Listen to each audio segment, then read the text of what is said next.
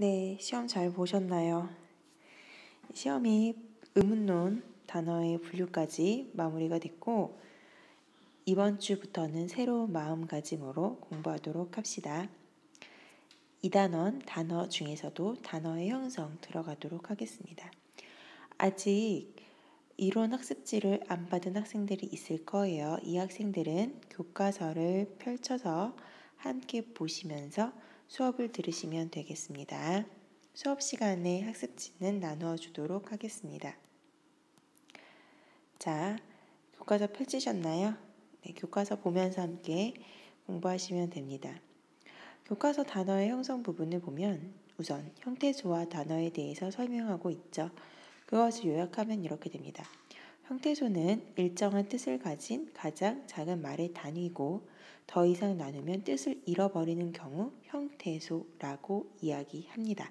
자립 여부와 상관없이 나누면 뜻을 잃어버리는 것을 형태소라고 이야기합니다. 예를 들어서 설명하겠습니다. 형태소는 나무라고 하는 단어로 설명해 볼게요. 나무는 어떤가요? 일정한 뜻을 가진 가장 작은 말의 단위. 맞나요? 나누어 볼게요. 나무를 나와 무로 나눕니다. 그러면 기존에 이렇게 트리라고 하는 나무의 의미가 어떻게 됐죠? 그쵸? 의미가 깨졌죠. 그래서 이때 나와 무는 하나하나를 형태소로 볼 수 없습니다.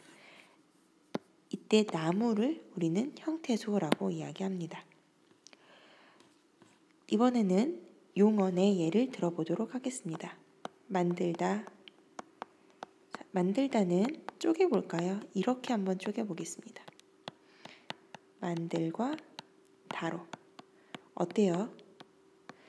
의미를 살펴보도록 할게요. 다는 종결의 의미가 살아있죠.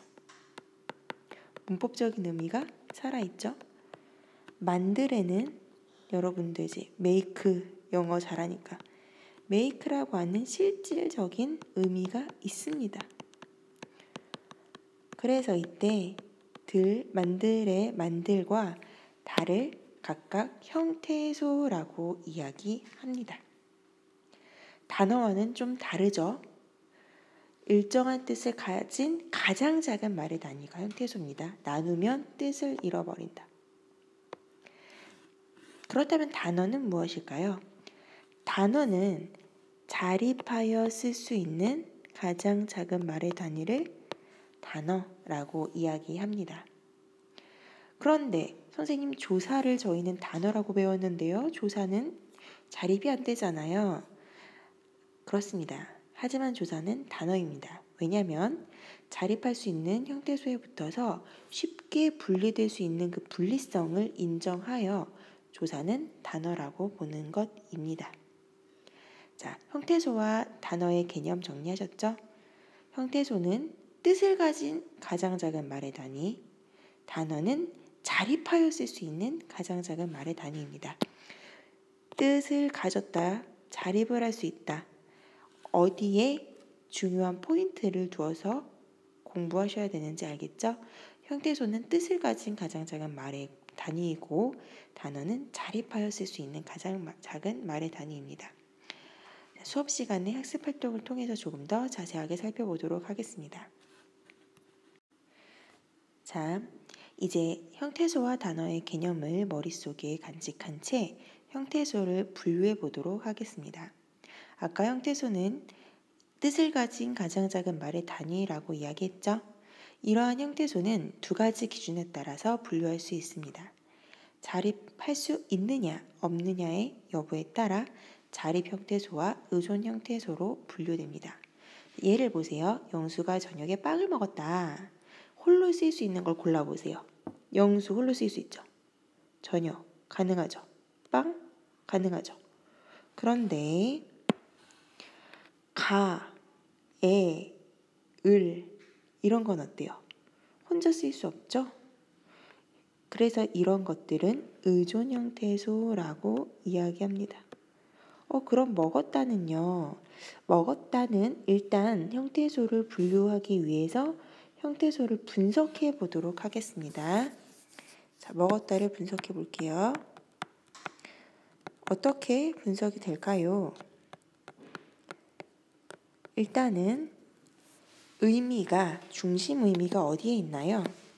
그렇습니다. 먹이라고 하는 것에 중심 의미가 있습니다. 첫 번째 의미가 있죠? 그러면 엇은 분리될 수 있나요? 엇은 어때요? 뜻이 있나요? 있습니다. 문법적인 뜻이 있죠? 어떤 뜻이요? 과거라고 하는 뜻이 있죠. 아까 먹은 it이라고 하는 뜻이 있다면 다는 그럼 어떤 의미가 있죠? 문법적인 의미? 그렇죠. 종결, 평서형으로 종결시켜주는 종결의 의미가 있습니다. 그러면 먹었다는 세 개의 형태로 이루어져 있군요. 형태소로 먹과 엇과 다로 이루어져 있습니다. 그렇죠? 이렇게 세 개의 형태소.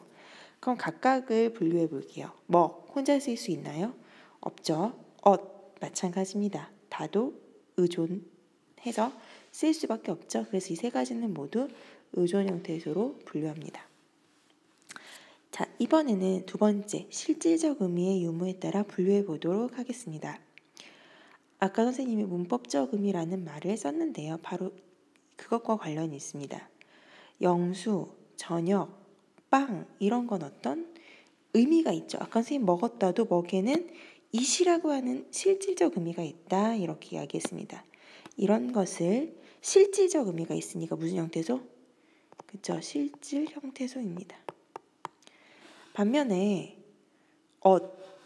이런 거는 그렇죠. 과거의 어떤 문법적인 의미지 어휘적인 실제적인 의미라고 볼 수가 없습니다. 이런 것을 형식 형태소라고 이야기합니다. 자, 그럼 우리가 형태소를 분류해 보았으니 이제는 무엇을 분류해 볼까요? 그렇습니다. 단어를 분류해 보도록 하겠습니다. 자, 단어는 아까 첫 번째 페이지에서 자립하여 쓸 수 있는 가장 작은 말의 단위라고 이야기했습니다. 이 단어는 이렇게 분류할 수 있습니다. 표처럼. 우선 하나의 실질적 형태소로만 되어 있는 단어를 무엇이라고 할까요? 하나니까 단일어라고 이야기합니다. 예를 들면 나무와 같은 거 책, 나무 한 가지의 어떤 실질적 의미가 있는 형태소로만 되어 있죠. 자, 복합어는 둘 이상의 형태소로 이루어진 것입니다. 무슨 말이냐면 이런 것이죠. 꽃 어때요? 형태소죠?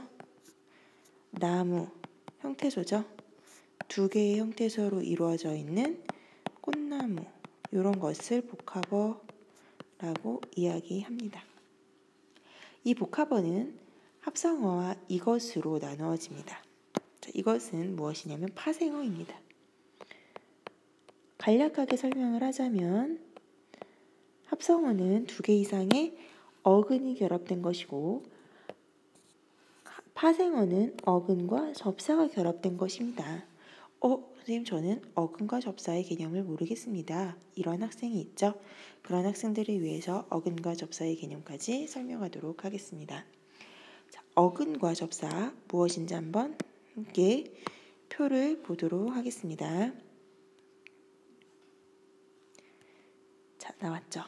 어근과 접사.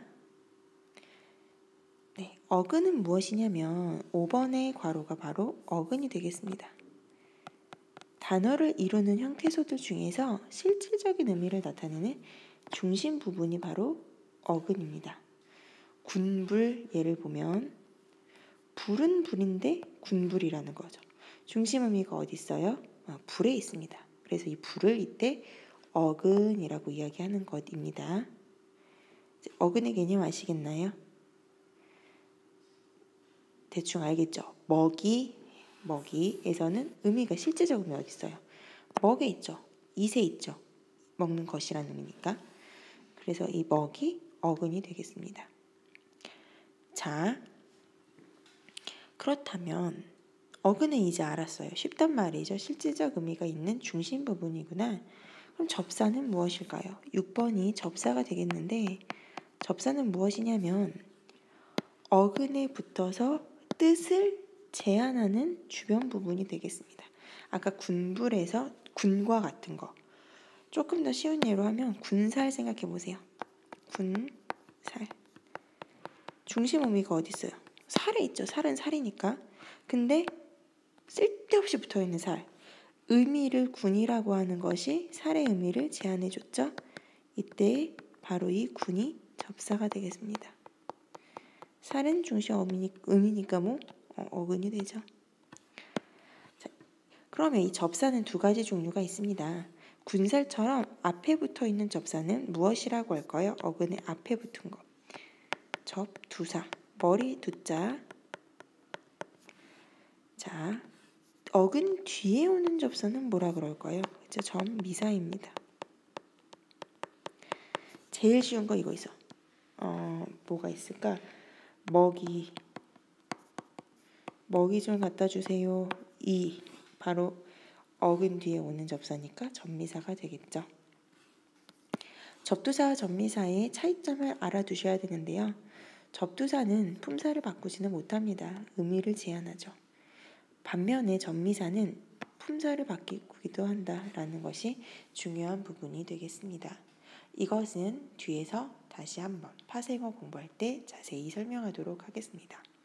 여기까지 어근과 접사의 개념까지가 중요한 부분 중에 하나입니다. 그러면 우리가 수업 시간에 학습지와 교과서의 학습 활동을 보면서 형태소와 단어에 대해서 조금 더 자세히 공부하고 이 개념을 바탕으로 파생어, 합성어까지 학습하도록 하겠습니다. 수업 시간에 봅시다.